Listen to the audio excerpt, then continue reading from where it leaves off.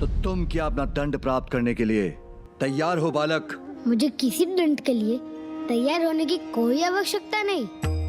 मुझे तो पूर्ण विश्वास है देवराजेंद्र, क्योंकि मेरे प्रभु भोलेनाथ मेरा कोई अहित नहीं होने देंगे। बालक, तुम्हारा ये विश्वास तुम्हारी भूल है, क्योंकि जगत पिता प्रभु भोलेनाथ तुम्हारे जैसे नन्हे बालक पर अपना समय कदापि व्यर्थ नहीं करेंगे।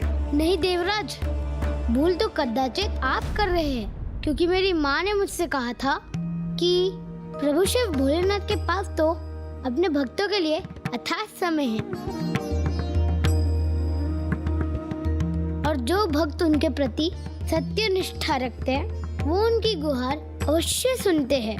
मुझे तो पूर्ण विश्वास है कि वो अवश्य यहाँ प्रकट होकर मुझे दूध पान कराएंगे।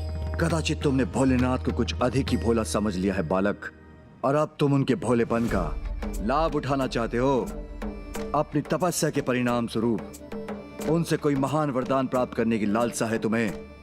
देवराज, मैं उनसे कोई अनुचित लाभ उठाने नहीं आया हूँ। मेरा तब तो मात्र उन्हें प्रसन्न करने के लिए है। और जहाँ तक दूध पान का प्रश्न है, इतना तो एक पुत्र अपने पिता से अवश्य मांग सकता है।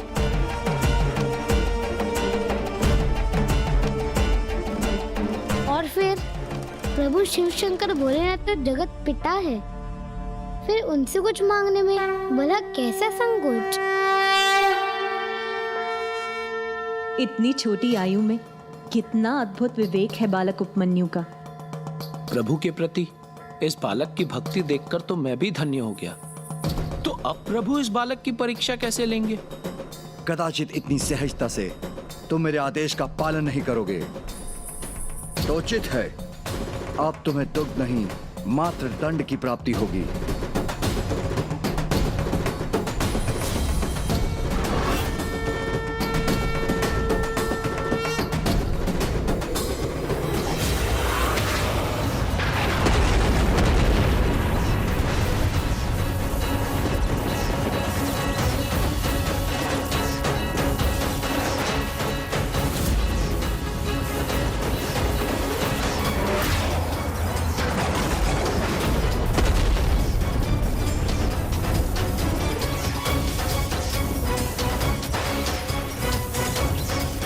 भीषण विद्युत तरंगों का कैसा भयावह प्रहार है ये।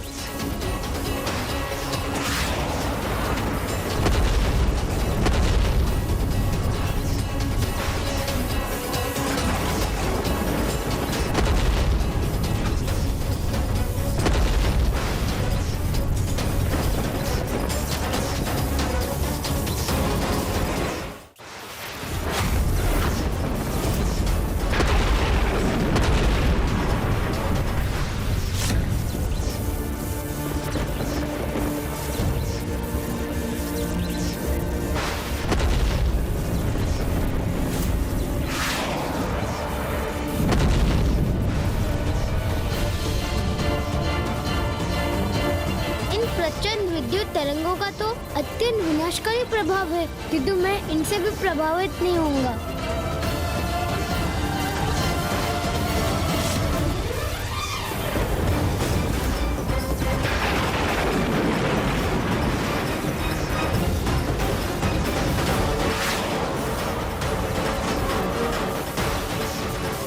इन विद्युत तरंगों के भयंकर प्रभाव से भयभीत होकर मैं अपनी तपस्या कदापि भंग नहीं करूंगा।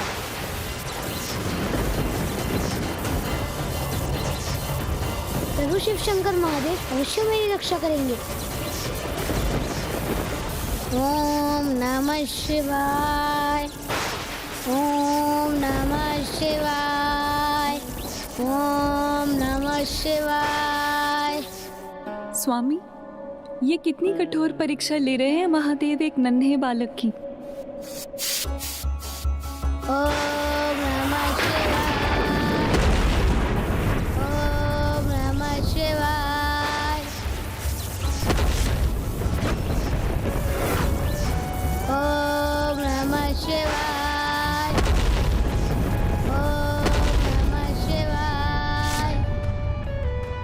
मात्र दूध के एक पात्र के लिए घोर तपस्या कर इतनी कठिन परीक्षाओं में सफलता प्राप्त की बालक उपमन्यु ने, फिर भी प्रभु महादेव की कृपा के स्थान पर उसे उसकी भक्ति और तप का ऐसा विपरीत फल क्यों प्राप्त हो रहा है स्वामी? ये तो महादेव की लीला है देवी, जिसका रहस्य स्वयं भोलेनाथ को ही ज्ञात है। ओम नमः शिवाय। कदाचित अब तुम्हें अपने विनाश के आगमन का स्पष्ट संकेत दिखाई दे गया होगा बालक। ओम नमः शिवाय। ओम नमः शिवाय। ओम नमः शिवाय। अभी भी समय है पुत्र। पुत्र अपना हट त्याग दो और मेरे स्वामी के साथ उनके संयोगी और वाहन महान गज एरावत से क्षमा याचना कर लो, तो संभव है पुत्र कि वो तुम्हें दंडित करने के स्थान पर तुम्हें पर्याप्त दुख प्रदान कर यहाँ से लौटने की अनुमति प्रदान कर दें। हे माता, आपके नेत्रों से मेरे प्रति मेरी माँ के समान ही करुणा झलक रही है। आप मेरे लिए अत्यंत चिंतित हैं, किंतु माता उसका तो कोई कारण नहीं। मुझे तो तनिक भी क्षति नहीं पहुँचेगी, क्योंकि मेरे प्रभु भोलेनाथ स्वयं मेरे सहायक बनेंगे, मेरी रक्षा करेंगे।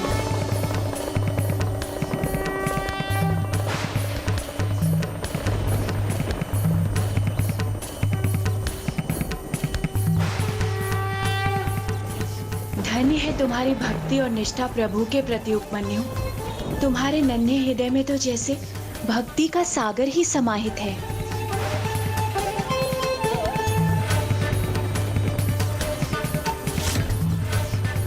किंतु प्रभु तो कदाचित अभी इस बालक की और प्रतीक्षा लेने के इच्छुक है।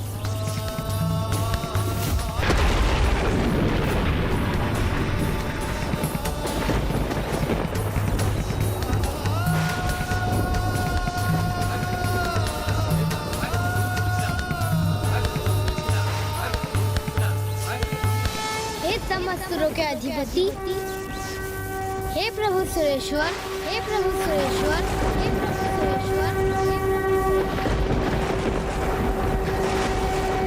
प्रभु सुरेश्वर,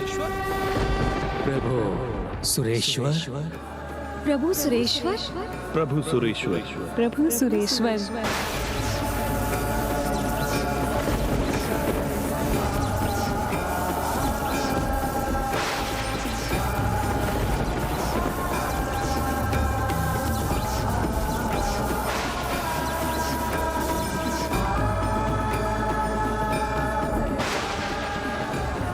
इस बाल तपस्वी उपमन्यु ने प्रभु महादेव के इस रूप को कितना अद्भुत नाम दिया है।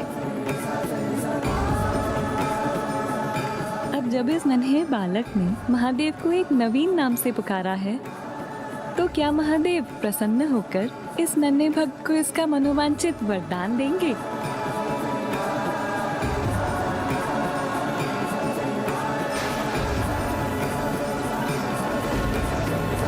हे प्रभु सुरेश्वर, मैं आपसे और आपके सहयोगी, आपके महान गज एरावत जी से क्षमा मांगने के लिए प्रस्तुत हूँ।